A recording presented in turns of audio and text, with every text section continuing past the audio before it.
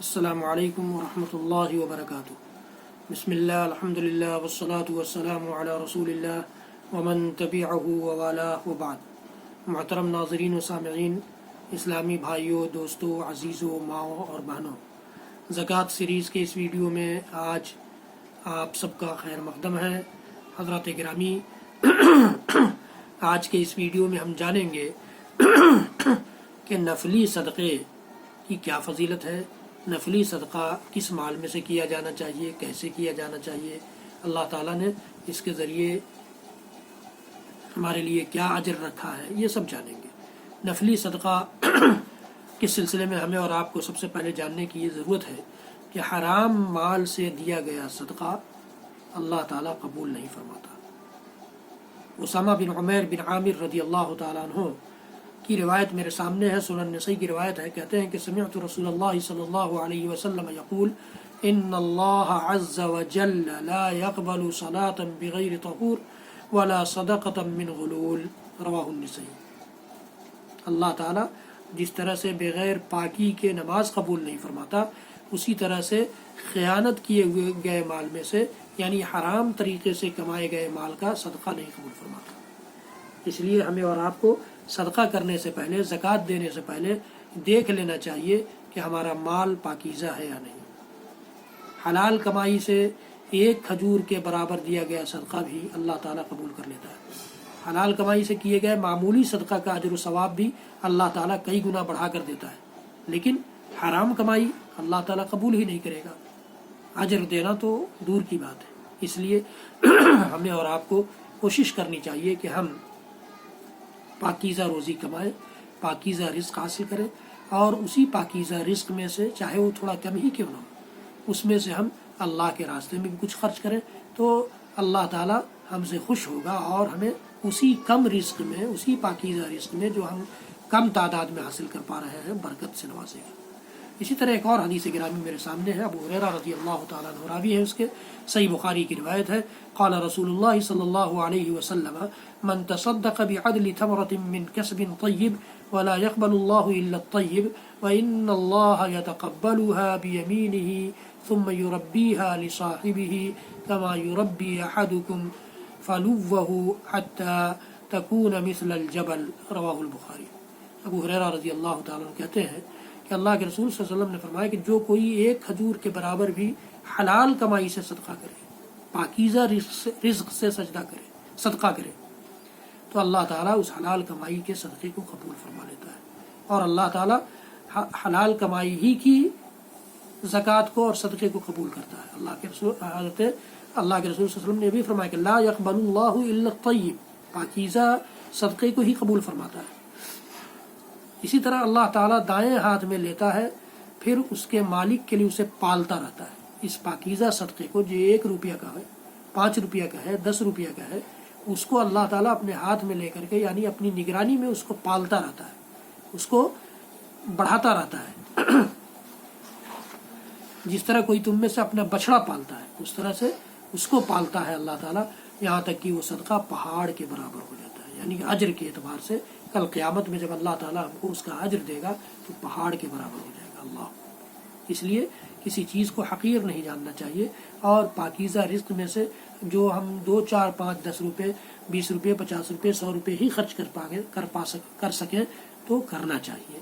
یہ نہیں کہ اتنا صدقہ سے کیا ہو جائے گا، اتنا کسی کو دے دینے سے کیا ہو جائے گا، نہیں، بلکہ اللہ تعالیٰ کے نزدیک اس کی قدر زیادہ ہے اگر وہ پاکیزہ رزق ہے۔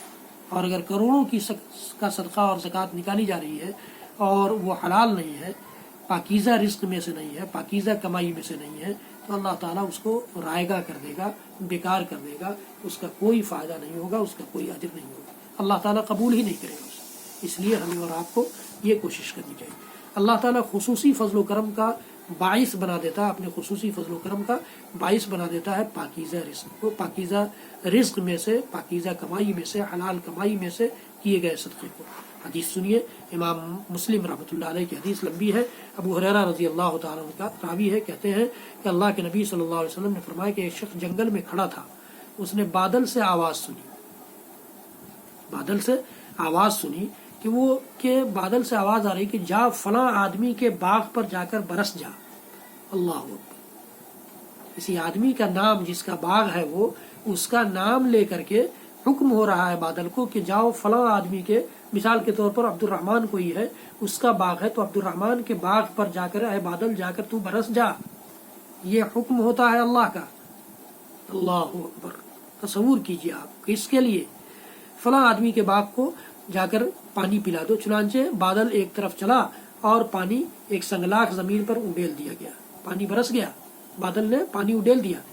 اور پھر اس آدمی نے دیکھا کہ اس باغ سے ایک آدمی نکلتا ہے کدال اور پھاوڑا لے کر کے اور اسے پانی کو بہا کر کے وہ اپنے باغ میں لے جاتا ہے.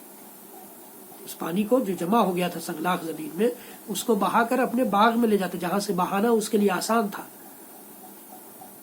وہ آدمی جو کھڑا یہ تماشا دیکھ رہا تھا اس نے جا کر کے اس آدمی سے پوچھا کہ آپ کا نام کیا ہے؟ اس نے اپنا نام بتایا. وہ وہی نام بتایا جو بادل سے لیا گیا تھا. اللہ تعالیٰ اس بندے کا کس طرح ہو جاتا ہے، جس طرح سے جب بندہ اللہ کا ہو جاتا ہے. بندہ جب اللہ کا ہو جائے تو اللہ بھی بندہ کا ہو جاتا ہے. اس حدیث میں آپ غور کیجئے، دیکھیے. اللہ رب العالمین ہم سب کو بھی یہ توفیق دے اور ہم سب کو بھی اپنے انہی قریبی بندوں میں سے بنا لے. حضرات گرامی، اس شخص نے پوچھا جو یہ سارا ماجرا دیکھ رہا تھا کہ آپ کا نام کیا ہے، تو اس شخص نے نام بتایا تو اس کو اور تعجب ہوا کہ یہ تو وہی نام ہے جو بادل سے سنائی دے رہا تھا. اس نے پھر پوچھا کہ تم میرا نام کیوں پوچھ رہے ہو؟ اس نے کہا میں نے اس بادل سے یہ آواز سنی تھی کہ فلاں آدمی، یعنی آپ کے نام کے ساتھ یہ آواز آئی تھی کہ اس کے باغ میں جا کر برس جا، اس کے باغ کو جا کر پانی پلا دے. تیرا نام لیا تھا اس نے. تو اپنے باغ میں کون سا ایسا کام کرتا ہے؟ اس نے کہا جب تو نے پوچھ ہی لیا ہے تو میں بتا دیتا ہوں کہ میں جو کچھ میرے باغ میں پیدا ہوتا ہے اس کا تہائی حصہ صدقہ کر دیتا ہوں، 1/3 صدقہ کر دیتا ہوں. آج ہمارے سماج میں، معاشرے میں کتنے لوگ ہیں جو یہ تقسیم کرتے ہوں کہ اپنی کمائی، اپنے پروفٹ میں سے وہ 1/3 1/3 اللہ کے راستے میں صدقہ کر دیں، غریب نادار مسکین یتیم بچوں اور لوگوں پر خرچ کر دیں، بیواؤں پر خرچ کر دیں، ناداروں پر خرچ کر دیں، محروموں پر خرچ کر دیں. ہے تصور کیجئے، سوچنے کا مقام ہے.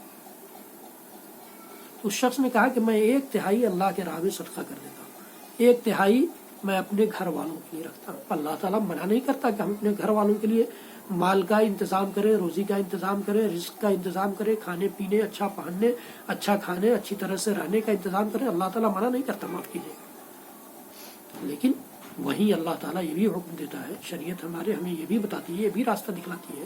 اللہ کے رسول صلی اللہ علیہ وسلم نے ہمیں اس راستے پر چل کر دکھایا ہے کہ غریبوں کا بھی حق ہے ہمارے مال میں، یتیموں کا بھی حق ہے ہمارے مال میں، مسکینوں کا بھی حق ہے ہمارے مال میں، مانگنے والوں کا بھی حق ہے ہمارے مال میں، نہ مانگنے والوں کا بھی حق ہے ہمارے مال میں، ناداروں، یتیموں، مسکینوں، محروموں، بیواؤں، طلاق یافتہ عورتوں، سب کا حق ہے ہمارے مال میں. یہ حق کون ادا کرے گا؟ تو اس آدمی نے کہا کہ میں 1/3 اللہ کے راستے میں خرچ کرتا ہوں، 1/3 اپنے گھر والوں کے لیے روکے رکھتا ہوں اور 1/3 اس باغ پر خرچ کرتا ہوں. ظاہر ہے اس کے مینٹیننس کے لیے بھی چاہیے اس باغ کو. یہ صحیح مسلم کی روایت ہے.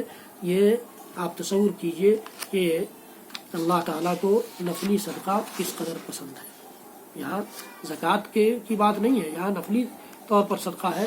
1/3 اس آدمی نے کہا کہ میں زکوٰۃ نہیں کہا کہ زکوٰۃ ادا کرتا ہوں بلکہ 1/3 دے دیتا ہوں. یہ ظاہر ہے کہ عام صدقہ ہے، نفلی صدقہ ہے. اللہ رب العالمین ہم سب کو اپنے صدقہ کرنے والے بندوں میں سے بنا لے. یہ سلسلہ اور بھی چلے گا، آئندہ بھی میں آپ سے اس موضوع پر گفتگو کروں گا. رب العالمین ہم سب کو کہنے سننے سے زیادہ عمل کی توفیق دے. اس ویڈیو کو زیادہ سے زیادہ لوگوں تک شیئر کریں، میرا چینل سبسکرائب کریں، بیل آئیکن ضرور دبائیں. وصلی اللہ تعالی علی نبینا محمد وعلی آلہ وصحبہ وسلم. سبحان ربک رب العزۃ عما یصفون وسلام علی المرسلین والحمد للہ رب العالمین. والسلام علیکم ورحمۃ اللہ وبرکاتہ.